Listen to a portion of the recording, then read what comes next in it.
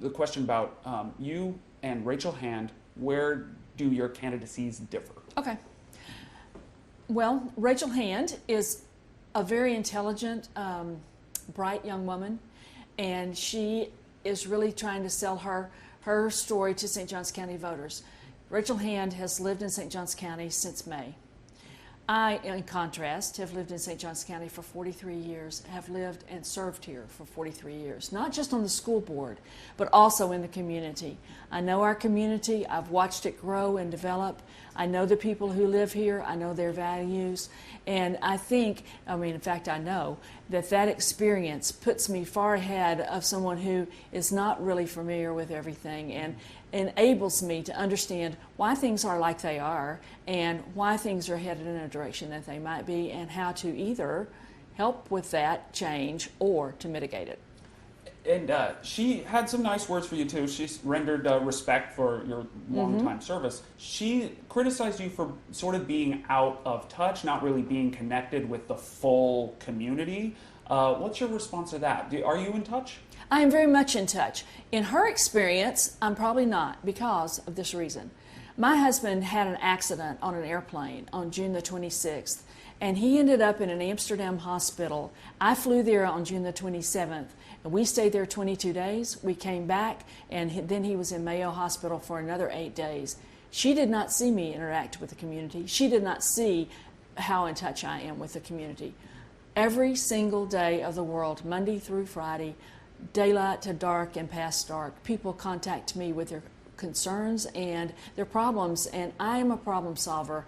I am someone who can address issues and make them better. So she hasn't seen that. And talk about one more question in this area about your sort of seen, correct me if I'm wrong, as sort of one of the big conservative voices on the school board currently. Yes. Can you talk about your sort of record of leadership, and what should voters know about you as far as your sort of political leanings? Okay, I know this is a nonpartisan race. However, it takes 5 seconds for anybody to figure out where a candidate lies. I am a very conservative Republican and have been for all of my whole life. My interest in politics was actually spurred by a teacher and an assignment when I was 11 years old.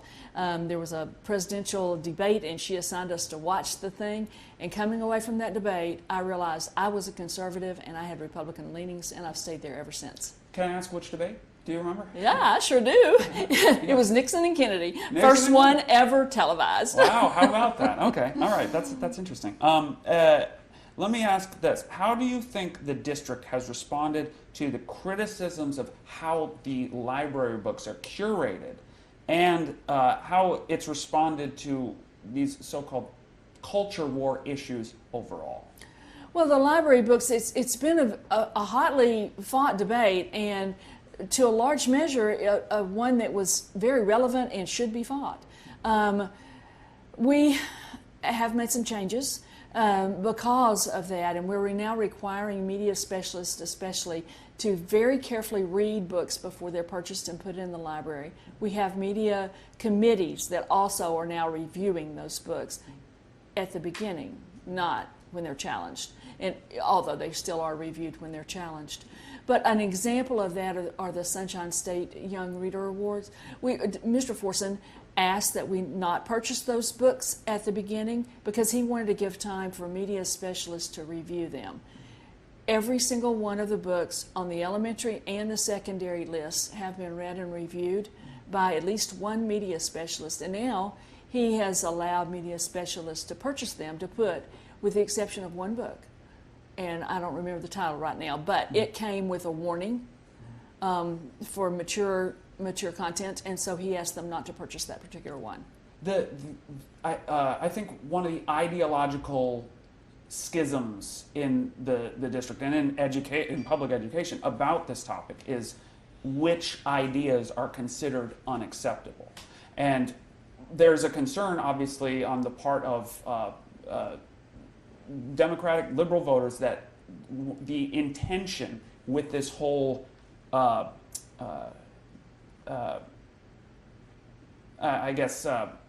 over the library books is to purge LGBTQ topics in particular from the public space.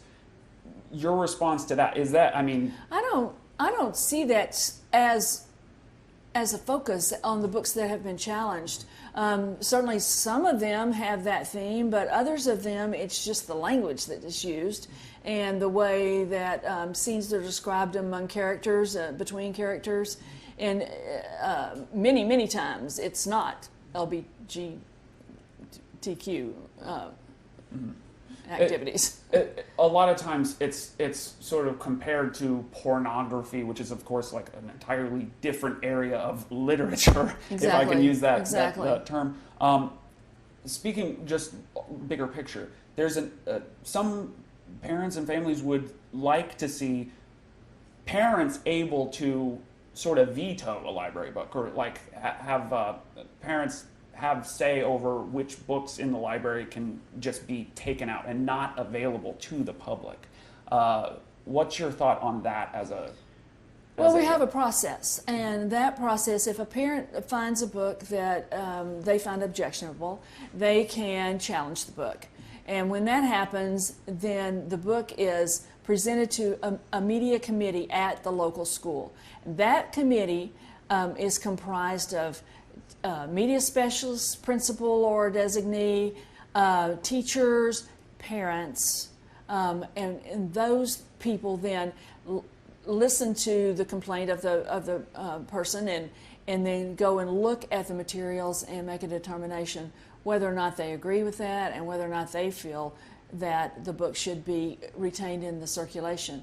Now, what is not widely known is that a lot of times, well, not a lot of times, but several times, books have been challenged like that, and the committees have said, yes, we agree with you. Let's take this out. It's not acceptable for our kids.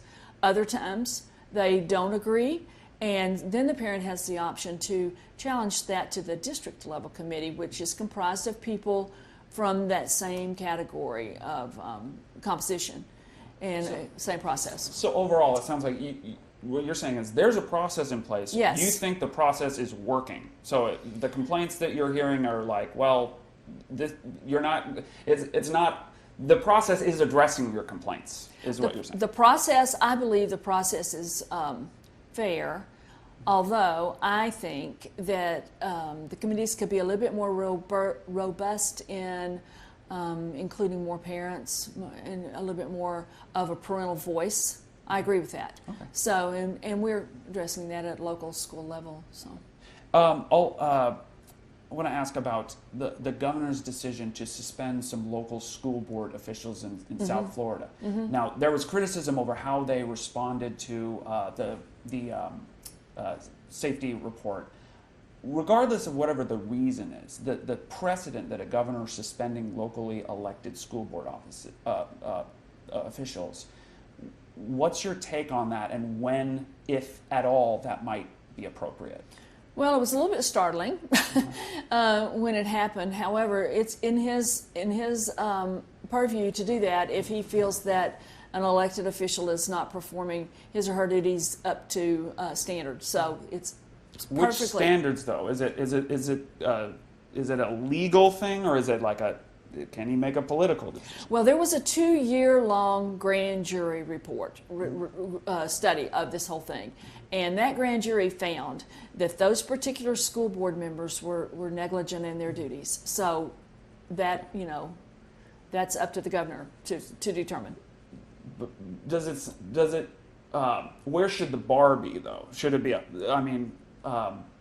is this a high bar type of thing when a governor should make this decision? Oh yes, most certainly, because yeah. School board members are elected just like the governor's elected, and it's the will of the people. But by the same token, elected superintendents have been removed for malfeasance, and different kinds of things, as some school board members occasionally too. So, but it's got to be a high bar. It's got to be a serious thing. It should be very, very rare. Not the common practice. That's right. Okay. That's what was my next question, is where's the line? So how do you think the school board will tackle the issue, continuing to tackle the issue of rapid growth? It's something obviously you've had to address. The county's growing. It is, but people somehow have gotten the misconception that the school board has the ability to approve or disapprove of development. That is not the truth. That belongs to the county government, and people don't understand sometimes because both have St. Johns County in their name. However, they're separated completely. They don't meet. What the school board does have influence over, state law has allowed us to have what's called proportionate share mitigation, which is one element of the approval process for a developer, whether he's developing one house or 50,000. The impact of the children that will be brought by the development is determined and then put through a formula which indicates how much impact that will have on the school district. Then the developer is required to enter into agreement with the school board to provide mitigation for that growth.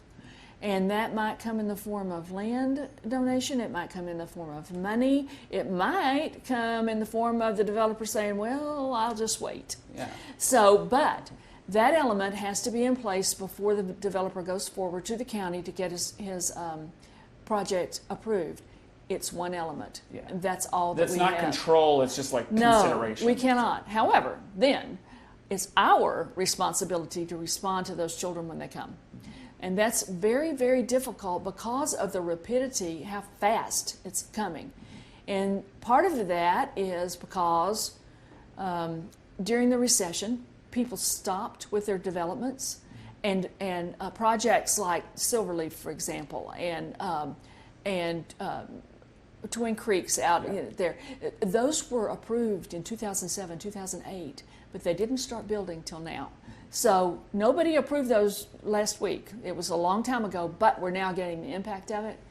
That said, there have been a lot of developments that have been approved. Let me ask you that, in that vein, what's your assessment of how, I mean, the commission has gotten a lot of criticism in this area. Do you think would you have acted different had you been seated on the commission? Well, I don't know. I mean, you have to look at the situation at the time. I will say I've been criticized for not speaking to the commissioners about slowing growth, and that's not true. I have spoken to them, and I do it regularly. But they can't just willy-nilly disapprove a development just because they think it's not time or this or that. They have to have legal reason for it, because the landowner buys his land, saves it, wants to get his money return on his investment, and that's his right as a landowner. Yeah. However, if we could just really slow this down, it'd be helpful to us until we can catch up. Say it doesn't slow down, though. What's the challenge before whoever is seated, particularly for District 1? Well, yes, because ours is the fastest growing. Well, what we do is, again, we work with that proportional share mitigation. We receive impact fees for new homes that are, occupied, and we different things. We work closely with our legislative delegation, especially too. I worked closely with Senator Hudson this past year, and with Speaker Designate Renner and Rep Stevenson, to get high growth money, extra money, to St. Johns County. There's $11.9 million on the table, and depending on how many counties fall into that, it'll be divvied up. So we'll get some extra money that way. But we just have to do what we can to provide more funds in order to have more money to build more schools, and in the meantime, to zone our schools to the most evenly distributed student bodies as possible, so that not one school has a whole lot more than the school down the street. All right, gotcha. Let me ask about the dress code issue. Mm-hmm. I know that was a big topic last year. Are you satisfied with the changes that the board made updating the dress code? Do you think any other changes are necessary? Well, dress code is always, a little bit of a dicey issue. It just is. But we're required by state law to have a dress code, and under certain parameters. We did, 2 years ago, we did remove any reference to male, female in that. It's just a dress code now. It's just generic dress code. And, there's always room for change. There's always room for improvement, and we work on that so much. Throughout my tenure on the school board, we've changed that dress code almost annually, trying to make it a little bit better, and we will continue to do so. We want to support our students. We want them to be comfortable at school, and we want them to be able to have a peaceful learning environment by the same token. I'll ask you this is two more quick questions here. I asked you this on the phone last week. Rachel Hand, one of the things of her campaign and a big part of all of the Moms for Liberty candidates is that there is indoctrination, there's ideologies being pushed in the classrooms. You had told me last week, not in St. Johns County, it's not. Can you speak to that? Yes, I know that there are places in this United States of America where that is absolutely the truth. It is not the truth in St. Johns County. Mm-hmm. Does something ever happen in one singular classroom on a given day? Sometimes, of course, because we have 6,000 employees and we cannot, monitor all 6,000 of them every minute, every day, and don't want to. However, if something happens and a teacher steps over the line, that's addressed and brought into compliance with our laws. We are very much a system who abides by the law, and we don't indoctrinate our children. We help them to learn how to think and make conclusions for themselves, and we do not try to infiltrate their minds with anything. Okay, and you're not necessarily concerned that that's a threat? No, I'm not. I mean, I myself have talked to teachers on occasion. Okay. This seems to be over the line to me, or I talk to their principal or ask the superintendent to do so. And we just address it on case by case, small things. But across the board, it does not happen. Last question here. You've been working in education for decades now. What's your response to the call? We're hearing calls now that the U.S. Department of Education be eliminated, that parents abandon public schools altogether. What's your take on the state now of public education and your outlook? That's a great question. One time I ran for Congress, and when I ran for Congress, one piece of that I talked about was the possibility that maybe the U.S. Department of Education does need to be eliminated. We don't need so much direction from a federal standpoint. I don't believe that people that are far removed from a situation can micromanage it, and sometimes the laws that flow from the USDOE are very much micromanageable. It hurts my heart when people are advocating in the name of choice that we abandon public education. Public education is an institution in the United States of America, and the right to a great education is a right for our children. And I am all about school choice. You can look around at all of the career academies that we provide as a strong example. We allow our kids to go to whatever high school has the programs that meet their needs. And also, I've helped people when they have wanted to transition to homeschool. That's okay. That's a great choice for some parents. Charter schools are a great choice for some parents. I'm all about charter schools if they're good, quality charter schools. An example is our public Montessori school that we have here. It meets an issue that we never will. We're never going to offer Montessori education in St. Johns County schools. We don't have the capacity to do so. However, in the last few years, there's been the big push. People have made a whole lot of money on charter schools, mainly on the facilities piece of it. If people are in the charter school business for money, I'm not supportive. If they're in the charter school business to educate children, give them their best leg up, yes. Okay. What about, I'll just a quick follow-up on that. The United States Department of Education, its role of having a sort of a consistent education across the country, if that goes away, and then sort of states by states are educating and deciding on what maybe history is taught, to perhaps the southern states or the northern, is there potential, any issues you see? Any, it sounds like you were not necessarily against the elimination of the U.S. Department of Education. Am I wrong there? Well, it provides a nice role in advocacy sometimes. It helps us to have the voice in Congress sometimes to, I'll use an example of our special education children. The Individuals with Disabilities Education Act was passed in 1975. It was supposed to be funded at 40%. It has never been funded at 40%. The highest is 20%. Now it's about 16%. And what happens there, we must educate each and every one of our children. If we don't have enough money for our ESE kids, it's got to be taken from the general ed population, and it brings down.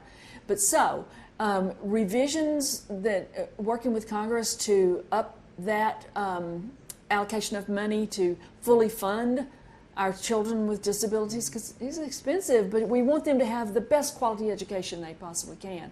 So it serves a role. However, I don't, other than when the big Common Core thing was, the USDOE really never has driven curriculum. It's always been more state and local based, always. Okay, gotcha. Anything else you want to add? Anything else you want the voters to know about you necessarily? I mean, it won't be the last time we converse before the election, but I wanted to just give you an opportunity. Well, I would just like to say that it's been my honor and privilege to serve the children of St. Johns County for these 20 years. It's been a joy to watch us rise from the middle of the state to number 1 in the state for 14 years in a row and number 4 in the United States of America.